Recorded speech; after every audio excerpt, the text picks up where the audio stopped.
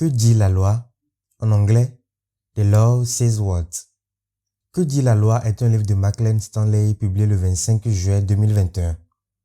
Il donne un aperçu significatif de divers aspects quotidiens de la loi que la plupart d'entre nous ne connaissent pas mais devraient vraiment, comment nous devrions naviguer entre eux et mieux comprendre comment ils peuvent nous protéger. Bonjour et bienvenue sur ma chaîne YouTube. Ici, je vous fais découvrir un livre écrit en anglais chaque jour. Je vous épargne les mots de tête et vous fais gagner du temps et des connaissances. Ce n'est pas génial ça? Si vous venez de me découvrir, alors n'hésitez pas à vous abonner à la chaîne et à activer la cloche de notification afin de ne manquer aucune de mes vidéos. Le monde tel que nous le connaissons a mis beaucoup de temps à se développer. Les règles et lois de toutes sortes sont ce qui construit notre société. Au début, l'organisation et l'imposition de la responsabilité, des normes sociales et des règles de conduite étaient bien différentes de ce qu'elles sont aujourd'hui. Le bon sens, plutôt que des mandats en noir et blanc, impose souvent ces règles et normes. Pourtant, la loi actuelle comporte des zones grises qui sont sujettes à interprétation et de faire l'objet de décisions arbitraires comme il se doit. La vérité absolue n'étant en la possession de personne, il ne faut pas s'attendre à la récupérer auprès des organismes officiels de réglementation. Pourtant, les lois nous aident à naviguer entre les différentes couches de nos structures sociales et à vivre les uns avec les autres dans une paix relative. Nous comptons sur elles pour notre sécurité. Mais si nous vous disions qu'elles peuvent ne pas garantir votre protection à tout moment, avez-vous vraiment l'impression de comprendre la loi? The Law Says What vous enseignera les sujets juridiques les plus étranges, les plus déroutants, mais aussi les plus indispensables de votre vie quotidienne. Le livre aborde les bizarreries du droit civil, du droit des contrats, des procédures judiciaires, des cas réels et bien plus encore. Voici pour vous mes 3 leçons préférées du livre. Première leçon. La police n'est pas obligée de vous protéger à moins que vous n'ayez une relation spéciale avec elle. Protéger et servir n'est qu'un des nombreux slogans que les policiers du monde entier portent sur leur uniforme, leur voiture ou leur badge, faisant en sorte que les personnes qui les entourent se sentent en sécurité lorsqu'elles le lisent. Mais est-ce bien le cas? Leur devoir est-il vraiment d'assurer votre sécurité? Nous avons vu à plusieurs reprises des policiers faire un mauvais travail pour nous protéger. Lorsque cela se produit, nous nous sentons en colère et maltraités. Certaines personnes intentent même des procès et c'est là que la loi intervient. Son but est de défendre celui qui a une légitimité légale, contrairement au bon sens. Il existe de nombreux cas où la police n'est pas intervenue pour aider à sauver une victime et s'en est quand même tirée. Vous vous demandez pourquoi, n'est-ce pas? Eh bien, selon la loi, ils ne sont pas tenus d'offrir cette protection, sauf en cas de circonstances particulières. Une relation spéciale est un terme juridique utilisé pour décrire si la police a l'obligation légale de vous protéger ou non, dans une certaine circonstance.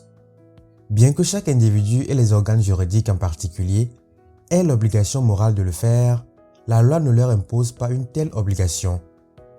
Lorsqu'une personne peut exercer une certaine forme de contrôle sur l'autre, comme dans le cas d'une corrélation parent-mineur, il s'agit d'un lien particulier. Toutefois, les circonstances qui forment de tels liens se trouvent encore dans une zone juridique grise et il appartient au tribunal de trancher dans chaque cas. Par exemple, si des agents de police se trouvaient dans votre quartier et entendaient des appels à l'aide, ils ne seraient pas nécessairement obligés d'inspecter les lieux et d'offrir leur protection. Cependant, si un policier vous emmène avec lui pour identifier une personne d'intérêt et que cette personne essaie de vous faire du mal, il est de leur responsabilité légale de vous protéger dans cette situation. Deuxième leçon. Tirer légalement sur quelqu'un ne peut se faire que dans des circonstances extrêmes. Se protéger est un instinct et si la situation l'exige, vous devez faire tout ce qui est en votre pouvoir pour vous accrocher à votre vie. C'est pourquoi certaines lois réglementent ces situations afin que vous n'ayez pas à faire face à des années de prison après les faits et que vous puissiez même obtenir une indemnisation dans certains cas. Toutefois, pour éviter les interprétations erronées et les abus de ces lois dans le seul but de se débarrasser des personnes qu'ils n'aiment pas, les organes juridiques ont clairement établi que le fait de tirer sur quelqu'un ne peut être considéré comme de l'autodéfense que dans des circonstances particulières qui sont classées en 4 catégories. Premièrement, vous devez être en danger imminent, ce qui signifie que la menace se produit maintenant, à ce moment précis. Ainsi, par exemple, si vous avez l'impression que quelqu'un veut vous tuer dans un avenir proche et que vous décidez de passer à l'acte, cela ne serait pas considéré comme une menace imminente et vous serez reconnu coupable. Deuxièmement, vous ne pouvez pas exercer votre droit à la légitime défense si vous êtes à l'origine de la bagarre. Toutefois, il existe 2 exceptions à cette règle.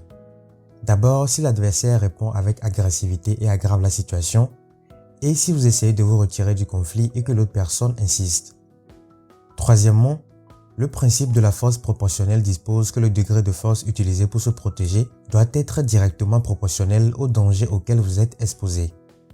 En outre, votre conviction qu'un danger était imminent doit se situer dans des limites raisonnables et le tribunal décide de cela lorsque la victime raconte son histoire. Troisième leçon. La loi ne vous permet pas de tenter de vous défendre à l'aide de pièges. Vous souhaitez peut-être mettre en place un mécanisme de défense dans votre maison pour empêcher les gens d'entrer par effraction et de vous attaquer. Après tout, c'est de l'autodéfense, non? Malheureusement, ce n'est pas le cas selon la loi. Vous devez prendre en compte de nombreux aspects juridiques avant même d'envisager ces mécanismes. En effet, certains organes légaux peuvent pénétrer dans votre maison lorsque la situation l'exige. Il s'agit notamment des pompiers, des policiers, des ambulanciers ou d'autres personnels d'urgence. Vous ne voulez donc pas être dans la position de leur porter préjudice pour votre prévention. Toutefois, ces organes légaux ne sont pas les seuls à pouvoir entrer chez vous sans demander la permission. Par exemple, un passant malheureux peut aussi entrer chez vous s'il cherche un abri. Ou encore, un enfant à la recherche de son ballon de basket perdu peut le faire. De plus, la pose de ces pièges est illégale car elle n'est pas humaine. Donc, si vous voulez utiliser la légitime défense, vous devez vous rappeler le calcul du caractère raisonnable. Mais ces pièges ne sont pas raisonnables parce qu'ils ne sont pas capables d'évaluer une situation ni l'imminence d'une menace. Le livre de Law Says What apprend à ses lecteurs les hauts et les bas des lois et comment les interpréter correctement. L'éclairage apporté est très précieux pour tout citoyen préoccupé. De plus, sa lecture permettra aux individus d'appréhender réellement les particularités des lois au quotidien. Et voilà, c'est tout pour aujourd'hui. Abonnez-vous à la chaîne et activez la cloche de notification pour ne pas manquer le prochain livre. Que dire d'autre? Vive les livres!